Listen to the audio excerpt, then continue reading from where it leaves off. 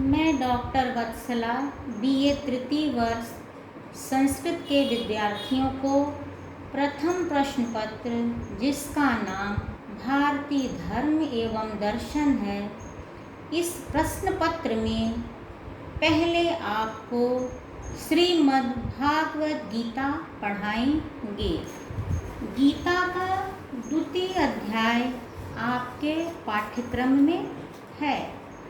श्रीमद् भगवद गीता महाभारत के भीष्म पर्व से लिया गया है। महाभारत एक विशालकाय महाकाव्य है। इसमें 18 पर्व हैं। महाभारत को जय भारत, महाभारत, काव्य, कार्ष्णवेद, सतसाहस्त्री संहिता आदि नामों से भी जाना जाता है। इसमें 1,00,000 श्लोक हैं। महाभारत की रचना ईसा पूर्व 5वीं अथवा 6वीं शती में हुई, ऐसा विद्वानों ने माना है। रामायण और महाभारत ये दोनों उपजीव्य ग्रंथ हैं। उपजीव्य ग्रंथ का अर्थ है जिनका आश्रय लेकर अन्य ग्रंथों की रचना की जाए। ये दोनों ग्रंथ सदियों से साहित्यकारों के उपजीव्य रहे हैं। इन ग्रंथों में वर्णित कथाओं, उपाख्यानों को ग्रहण करके प्राचीन काल से लेकर आधुनिक काल तक ग्रंथ प्रणीत किए जा रहे हैं। श्रीमद् भगवद गीता हिंदुओं का धार्मिक ग्रंथ है।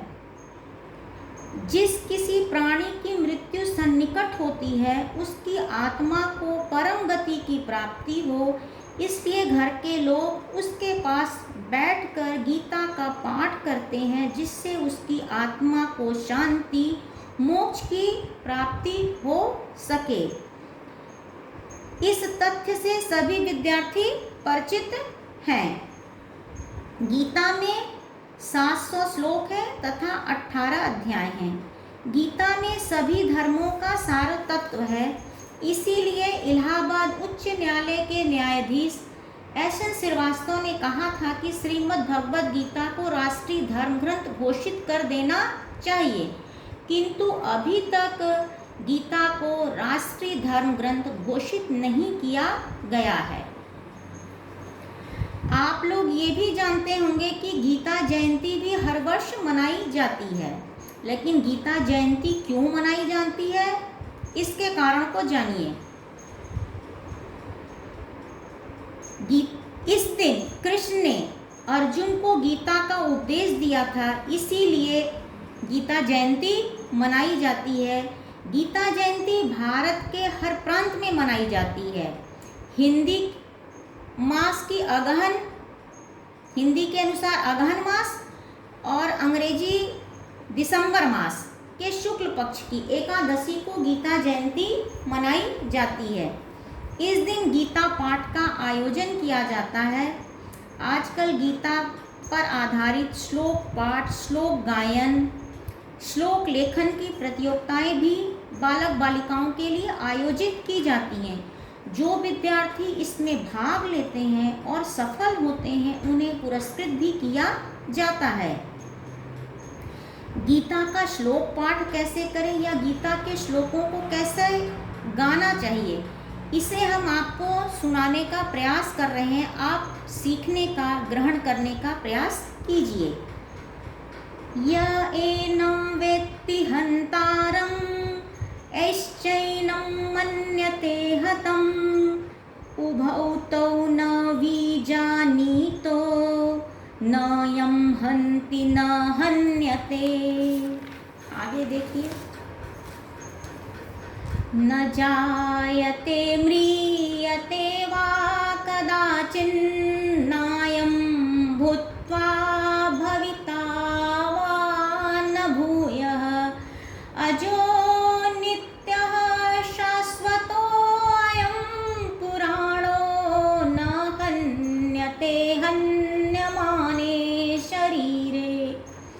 वांसांसि जीर्णानि यथा विहाय नवीनानि गृह्णाति नरो पराणि।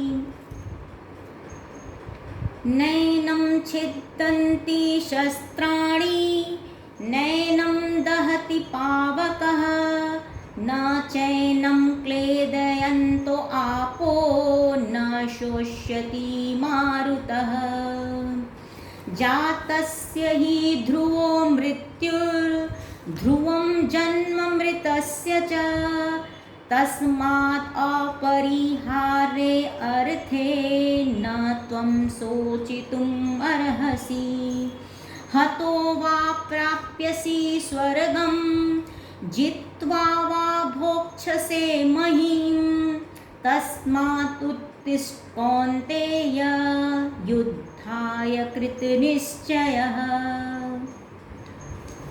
गीता के द्वितीय अध्याय की कथा वस्तु क्या है, इसे जानिए। गीता के द्वितीय अध्याय में आत्मा के स्वरूप, आत्मा की अमरता, निष्काम कर्म योग, स्थिति प्रज्ञ अर्थात जिसकी बुद्धि स्थिर हो चुकी है, ऐसे पुरुष का लक्षण आदि बताया गया है। गीता अनुष्टुप छंद में प्रणीत है। अनुष्टुप छंद में 4 चरण या 4 पाद होते हैं।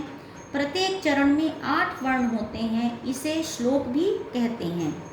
महाभारत का युद्ध जब प्रारंभ होता है तब दोनों सेनाएं यानी कौरव पांडवों की सेनाएं रण क्षेत्र में आमने सामने खड़ी हो जाती हैं और अर्जुन कृष्ण के साथ रणभूमि में पहुंचते हैं।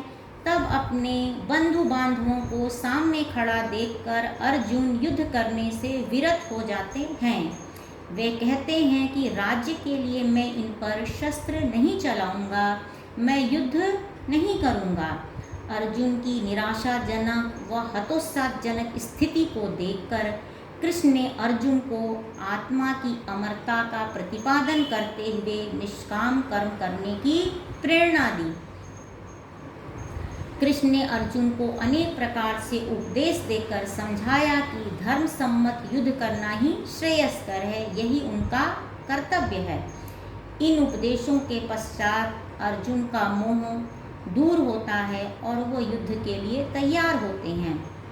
महाभारत के संपूर्ण घटनाक्रम को संजय धृतराष्ट्र को सुनाते हैं, क्योंकि संजय को दिव्य दृष्टि प्राप्त थी और धृतराष्ट्र जन्मांध थे।